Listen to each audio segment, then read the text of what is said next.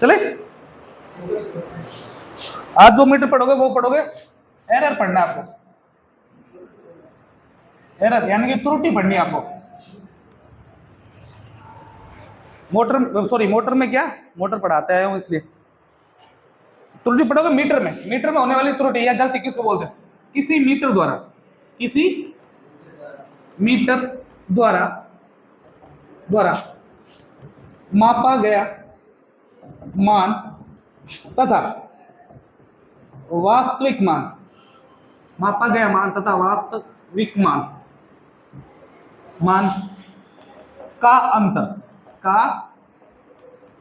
क्या कहलाता है? त्रुटि कहलाता है। मैंने कहा सर समझा नहीं। जैसे मान लो आपको एक मीटर जोड़ा गया, वोल्ट मीटर जोड़ा गया, मैंने इधर से 100 वोल्ट दिए, कितने वोल्ट दिए? 100 वोल्ट दिए, और इस मीटर ने मेरे को 80 वोल्ट ही बताए। कितने वोल्ट बताए? 80 वोल्ट बताए। तो गलती कितने की कर रहा है? 20 की। ये तो हो गया मापा गया मान, इसने माप के कितना बताया? 80 वोल्ट। तो मापा गया मान और वास्तविक मान, वास्तविक रियल कितना था? 100। इन दोनों का अंतर क्या कहलाता है? त्रुटि। वही तो त्रुटि है, कमी होगी वो भी। तो मैंने कहा सर निकालेंगे कैसे? तो त्रुटि बराबर मापे गए मान को बोलते हैं क्या? मेजरिंग अमाउंट, एम ए बोलते, क्या बोलते हैं? Measuring amount. और जो ये होता है इसको बोलते हैं टोटल अमाउंट। ए एम लिख दो, इसको लिख दो टी एम, टोटल अमाउंट और मेजरिंग अमाउंट। एम का मतलब मेजरिंग, ए का मतलब अमाउंट, मापा गया मान, टोटल अमाउंट यानी कि रियल वैल्यू कितनी थी। इन दोनों का अंतर क्या कहलाएगा? त्रुटि कहलाता है, कमी या गलती कहलाएगा। चलूं आगे। सर फॉर्मूला कैसे बनाएगा वो देखो। तो इसको मैं करूंगा ए एम, हिंदी में लिख देते हैं पहले, मापा गया मान तथा कौन सा? वास्तविक मान का अंतर को माइनस से बोलते हैं। ये क्या कहलाती है? त्रुटि। तो सर मापा गया मान को किससे दिखाते हैं? ए एम से। किससे दिखाते हैं? मेजरिंग अमाउंट, बीच में माइनस का माइनस। वास्तविक मान को क्या बोलते हैं? Total amount. और इधर क्या हो गया? एरर हो गया, यानी कि त्रुटि हो गया। ये लाइन समझ आएगी नहीं? थ्योरी याद रखना कोई बड़ी बात नहीं है, ये याद रखना। मेजरिंग अमाउंट माइनस में टोटल अमाउंट। किसी मीटर द्वारा मापा गया मान तथा वास्तविक मान के अंतर क्या बोलते हैं? एरर या त्रुटि बोलते हैं। मैंने कहा सर आगे बताना, मोस्ट इंपोर्टेंट ध्यान रखना। जैसे मैंने अभी क्या बोला, मैंने कहा यहां से 100 दिया तो कितना है? 80 वोल्ट है। कितना है? 80। तो इस समय एरर का मान कितना है आपके हिसाब से? 20 ही तो है, 20 वोल्ट का क्या चल रहा है? एरर। मैंने कहा सर हो सकता है मैंने यहां से कितना दिया? 100 दिया और मेरे को मीटर कितना दिखा रहा है? 120। क्या पता सुई आगे चली गई हो, ढीली हो, मान लो नीडल क्या नीडी है, 100 की बजाय रुकने की बजाय कहां से जाकर रुकी? आगे जाकर। कई बार मीटर नहीं होता अपना मोटरसाइकिल वाला, इधर पड़ा रहता बेजान होके, कभी कभार अगर जोर से दे दो वो इधर जाके गिर जाता है। रियल में इतनी थोड़ी स्पीड में चलती है गाड़ी आपकी, आगे चला गया ना। मतलब एरर आपका देखो इस हिसाब से एरर बताना कितना है? 100। इस आपने यहां पे क्या रखा? देखो पहले वाले कंडीशन देख लो, मेजरिंग अमाउंट कितना था? ये इसमें 80 था, माइनस कितना था? 100। उस समय एरर कितना है? माइनस 20 का वोल्ट का है। इस कंडीशन में देखो एरर कितना है? 120। मापा गया मान 120 था, ये ना, मापा गया मान 120 माइनस रियल में कितना था? 100। इसमें कितना आ रहा है? 20। मैं समझाना क्या चाह रहा हूं सर, ये बता रहा हूं जो आपके एरर जो आया है वो माइनस में भी आ सकता है और प्लस में भी आ सकता है। नहीं आ सकता क्या? नॉट इंपोर्टेंट यही चीज है कि मीटर की जो त्रुटि है, त्रुटि धनात्मक तथा ऋणात्मक दोनों हो सकती है। लाइन समझ आ गई क्या? दोनों हो सकती है, धनात्मक तथा ऋणात्मक। समझ गए ना मेरी बात? अगला सर त्रुटियां होती कितने प्रकार की? ये त्रुटि निम्न प्रकार की होती है, पहले जो त्रुटि पढ़ोगे जिसका नाम है ग्रोस त्रुटि या एरर। दूसरी जो पढ़ोगे, हिंदी में इनको बोलते हैं सकल त्रुटि। दूसरी जो पढ़ोगे वो है सिस्टमेटिक एरर। सिस्टमेटिक एरर को बोलते हैं, सिस्टम को क्या बोलते हैं? हिंदी में इसका अलग ही नाम है, अभी याद आ जाएगा, मैं थोड़ी देर में बताता हूं। एक पढ़ोगे आप रैंडम एरर। इसको बोलते हैं यादृच्छिक, यादृच्छिक त्रुटि। एक एक लाइन की अभी कभी याद, इनके नाम याद करने दो रहे हैं। एक सिस्टमेटिक त्रुटि को बोलते हैं, हिंदी में क्या बोलते हैं इसको, बस देख के लिख लेना आप, ठीक है। एरर त्रुटियां कितने प्रकार की, 3 प्रकार की। एक तो ग्रॉस एरर होगा, एक सिस्टमेटिक एरर होगा, और एक क्या होगा, रैंडम एरर। यादृच्छिक त्रुटि, सकल त्रुटि इसको भी बोलते हैं यार। सिस्टमेटिक यानी कि यंत्रीय त्रुटि आती है, किसके अंदर आती है, सिस्टमेटिक, यंत्रीय त्रुटि बोलते हैं इसको, यंत्रीय त्रुटि, यंत्रीय त्रुटि। अब आप बताओ, खुद सोचो कि ये जो आपने जो हिंदी में लिखे हैं, इनको याद करना आसान है या इंग्लिश वाले को, इसलिए मैंने इसमें इंग्लिश वाले लिखा है। ये याद बहुत दोहरे नाम है इनके, याद होते नहीं है, मेरे को भी याद नहीं हो रहे। ऐसे याद रखो, एक तो ग्रॉस एरर है, एक कौन सा है, सिस्टमेटिक एरर है, एक कौन सा है, रैंडम एरर है। चलो आगे, अब इसके अंदर बात करते हैं कौन कौन सी होती है। जैसे रैंडम एरर किसको बोलते हैं, भूलवश हुई गलती, भूलवश हुई गलती किसी, जैसे मैंने माप लेने गया, मैं अपना माप लेने गया, मीटर में है ना, मीटर में तो कितना आ रहा है, 100 आ रहा है, और मैंने गलती से कितना लिख लिया, 95।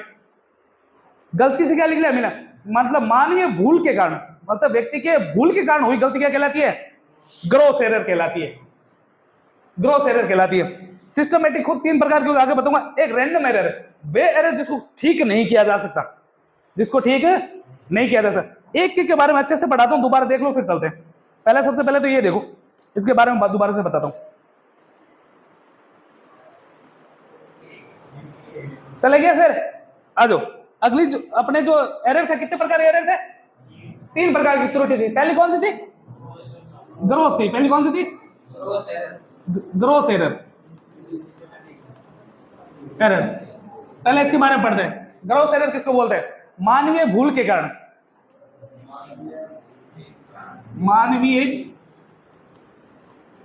भूल के कारण, भूल के कारण हुई त्रुटि, हुई त्रुटि क्या कहलाती है, ग्रॉस एरर कहलाती है, या सकल एरर कहलाती है, सकल त्रुटि कहलाती है। चलो एग्जांपल के तौर पे कैसे क्या लिखेगी, आदमी से गलती क्या हो सकती है,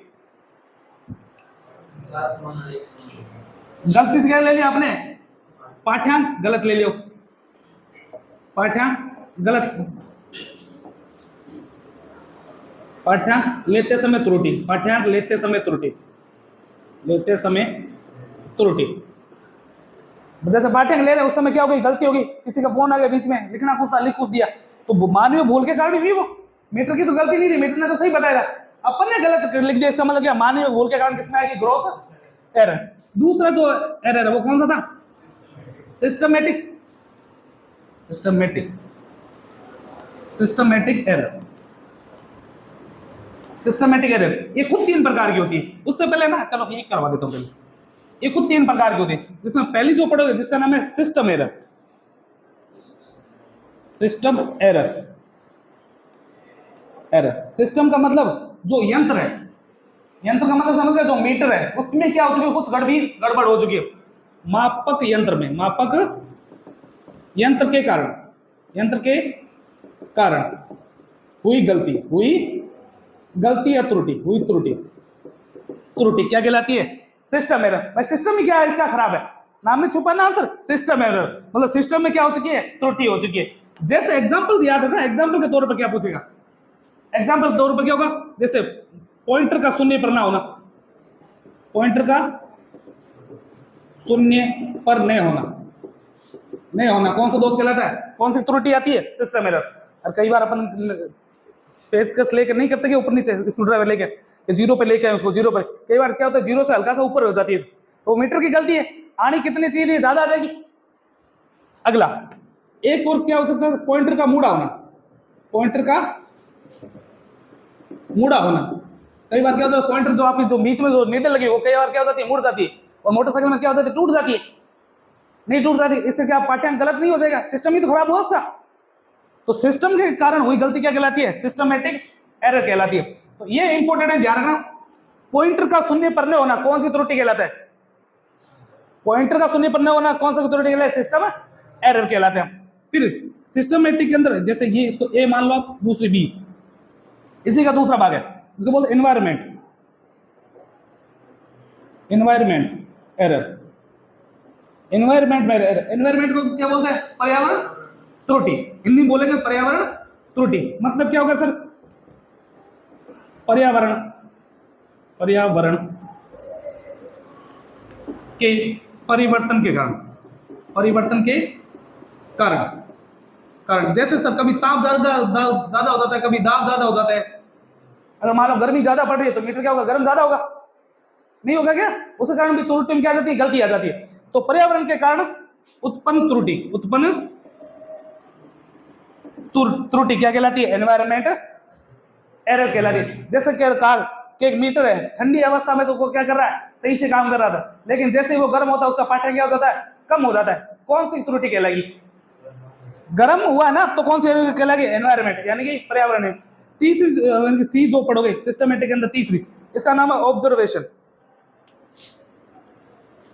ऑब्जर्वेशन एरर, ऑब्जर्वेशन एरर यानी क्या क्या?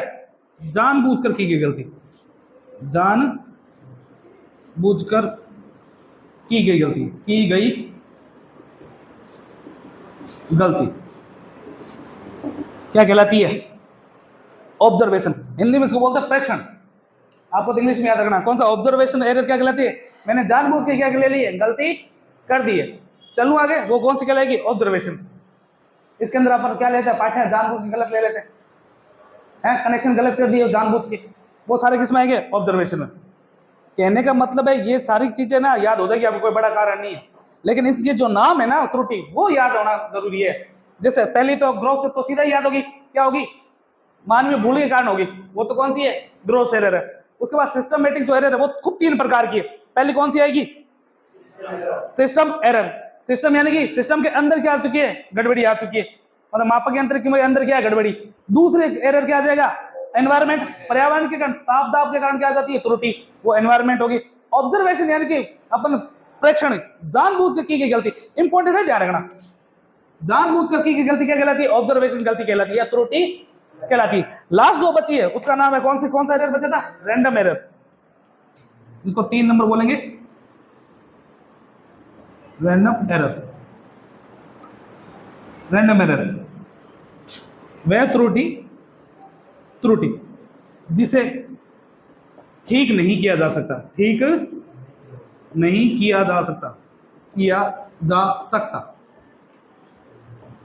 वो कौन सी एरर कहलाती है? Random error. ये भी इंपॉर्टेंट है, ध्यान रखना। चलूंगे आगे। वे त्रुटि जिसको, जैसे मान लो कोई चीज खराब ही हो चुकी है, जैसे स्प्रिंग खराब हो गई है, उसको क्या कर सकते हैं? बदलना ही पड़ेगा, उसको ठीक नहीं कर सकते। नहीं सर, मीटर के अंदर कोई पार्ट खराब हो, जैसे कोयल खराब हो गई, तो उसको आप बदल नहीं सकते, उसको आपको ठीक थोड़ी कर सकते उसको खोल के। कई चीजें जैसे बेरिंग घिस गए, किसी मीटर में बेरिंग लगे हुए, ज्वेल बेरिंग थे ना, मान लो वो घिस गए, तो आप उसको क्या कर सकते हो? ठीक कर सकते हो क्या? चेंज करने पड़ेंगे। तो वे एरर जिसको क्या नहीं कर सकते, ठीक नहीं कर सकते, वो कौन सी कहलाती है? Random error. तो ज्यादा हार्ड थोड़ी है, इनके नाम ही हार्ड है थोड़े। ग्रोस, मानवीय भूल के कारण हुई गलती। फिर है सिस्टमेटिक के अंदर 3 है। सिस्टम खराब हो गया तो सिस्टमेटिक एरर, एनवायरमेंट के कारण हुआ है तो पर्यावरण हो गया, और अगर क्या हो गया? ऑब्जर्वेशन हो गया तो जानबूझकर हो गया। ऑब्जर्वेशन किया है लेकिन जानबूझ के कर दिया तो ऑब्जर्वेशन हो गया। लास्ट जो बचती है वो कौन सी होगी? रैंडम एरर, जिसको ठीक नहीं किया जा सकता। ये मीटर में त्रुटियां होती है। हो जाएगा ना? ये मेरी तरफ से चैप्टर खत्म है, वैद्युतिक मापक यंत्र। चले आगे, उतारो फिर चलते। चले, एक मीटर रह गया तो वो देख लो, इसको बोलते हैं इलेक्ट्रोस्टैटिक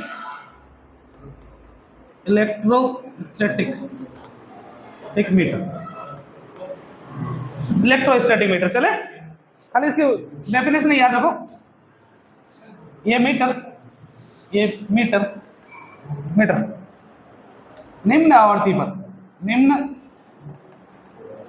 पर उच्च मान की वोल्टेज मापता है, वो क्या कहलाता है? इलेक्ट्रोस्टैटिक मीटर कहलाता है। इलेक्ट्रोस्टैटिक मीटर कहलाता है। चलो आगे, ये इंपॉर्टेंट है। निम्न आवर्ती पर उच्च मान की वोल्टेज मापने वाला मीटर क्या कहलाता है? इलेक्ट्रोस्टैटिक। फिर क्या था, याद रखना, इसके अंदर अवमंदक बल, इंपॉर्टेंट यही है। अवमंदक बल कैसे उत्पन्न होगा ये ध्यान रखना। फिर आपको नियंत्रण बल याद रखना।